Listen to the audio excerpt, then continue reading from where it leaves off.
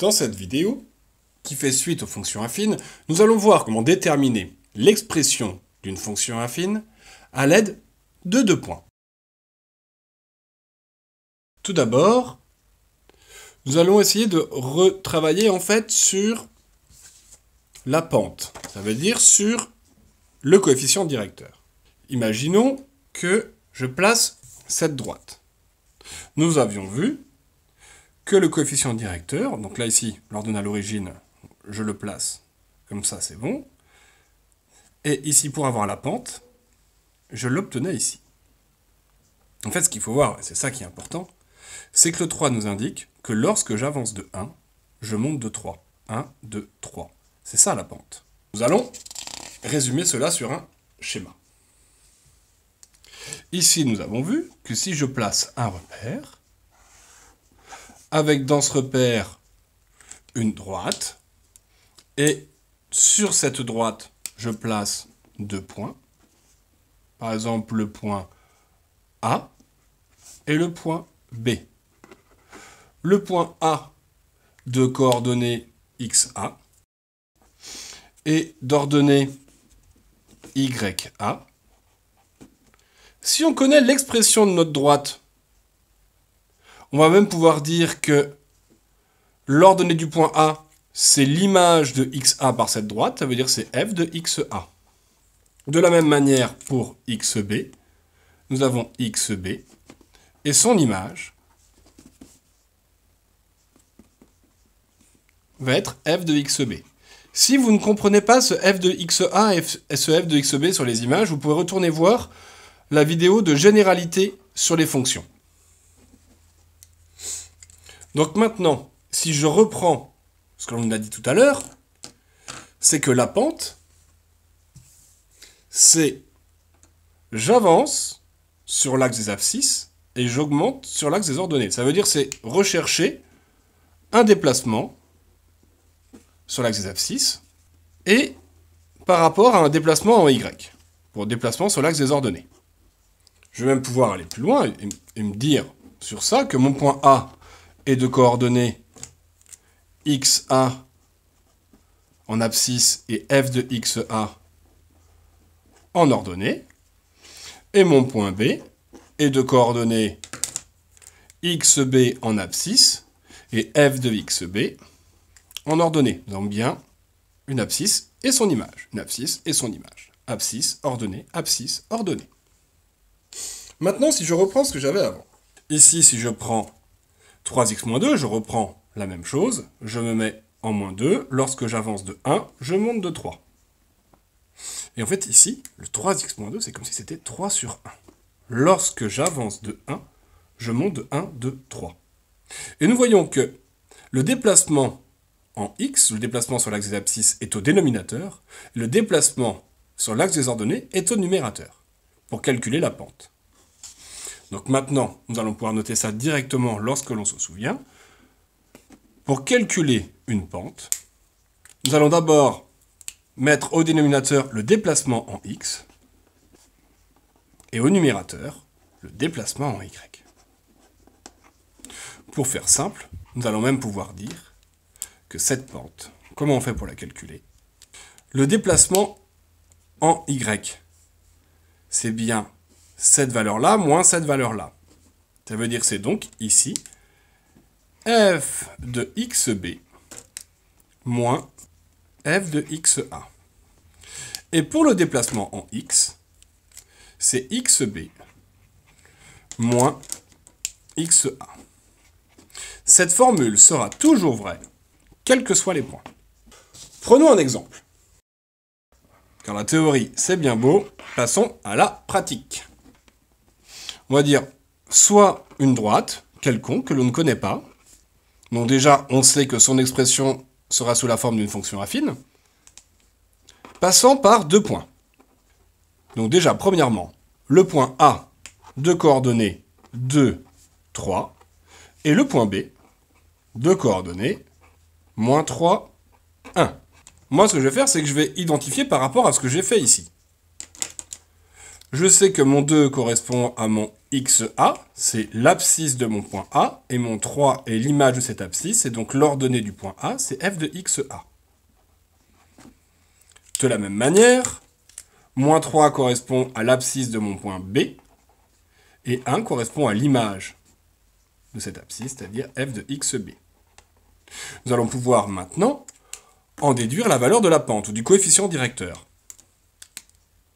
Alors, le coefficient directeur est égal à... Nous allons faire identification avec cette formule que nous avons déclaré qu'elle était toujours vraie. F de xb, c'est 1, moins f de xa, la valeur est 3, divisé par xb, c'est-à-dire moins 3, moins xa, qui vaut 2. Petite rectification. Ici, nous allons mettre moins 3. F de xa est donc la valeur qui est ici, c'est donc celle-là, c'est moins 3. On ne peut pas avoir deux moins successifs, je vais donc mettre des parenthèses. Je tenais à rajouter ce petit moins pour vous montrer en fait qu'il est très important de garder cette forme avec le moins ici, et que si nous avons une valeur négative, nous mettons bien ici des parenthèses autour. Application numérique, 1 moins moins 3 nous donne 4, moins 3 moins 2 nous donne moins 5, 4 divisé par moins 5 donne la valeur de moins 0,8. La valeur est négative. Nous allons vérifier si, dans un graphique, cela correspond, si je place les points, à une pente décroissante, car A est négative. Je vais placer A en 2 moins 3, 2 moins 3, et B en moins 3, 1. Ici, nous avons la droite qui correspond à cette situation. Nous voyons bien qu'elle est décroissante, et elle vaut moins 0,8. Nous allons même aller un petit peu plus loin. Maintenant que nous savons la définition de la pente. Si j'avance de 1, est-ce que je descends de moins 0,8 ? J'ai bien l'impression que lorsque j'avance de 1 ici, je descends d'une valeur qui est très proche de 1, à moins 1 en tout cas, parce qu'on descend des décroissants, mais pas forcément. Donc moins 0,8 paraît cohérent par rapport à notre graphique. Nous allons donc pouvoir continuer car nous avons vérifié cette donnée. Maintenant, il pourrait être intéressant de chercher la valeur de l'ordonnée à l'origine B, et ainsi déterminer l'expression de la fonction affine correspond à cette situation. Donc pour ce faire, nous allons repartir sur ce que nous avons fait précédemment. Nous avons vu que le point A appartient à la droite. Comme le point A appartient à la droite, si l'abscisse du point A est XA, alors son ordonnée, que l'on note naturellement d'habitude YA, sera l'image par la droite de l'abscisse XA, soit f de XA. Nous allons le noter.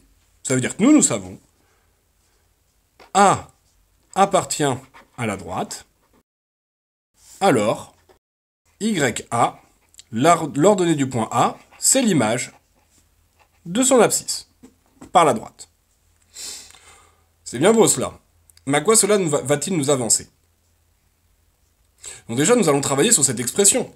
C'est une droite. Quelle est la forme de son expression? La forme de son expression, ici, on va pouvoir dire que on sait que c'est une droite, donc c'est une fonction affine, et l'expression d'une fonction affine s'exprime sous la forme f de x égale a fois x plus b. Or, nous connaissons déjà a. A vaut moins 0,8. Donc f de x est donc égal à moins 0,8 fois x plus b. Et il nous reste bien à déterminer le petit b.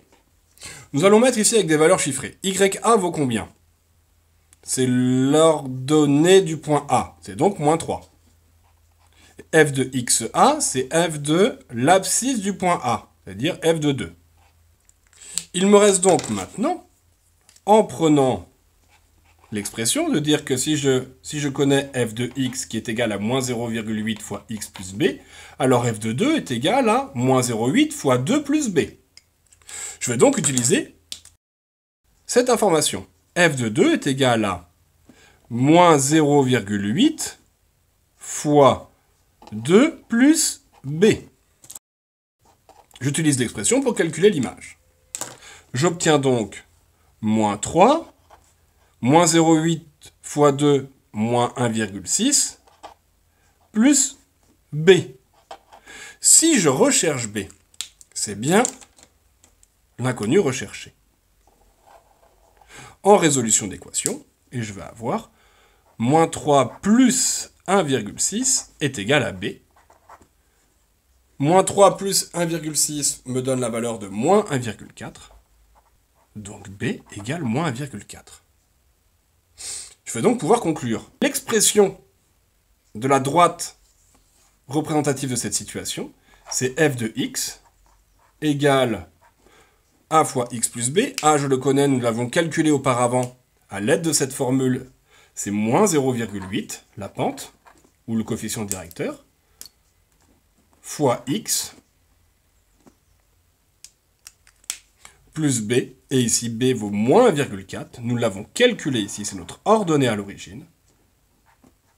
Et nous avons déterminé l'expression de la fonction affine qui correspond à cette situation.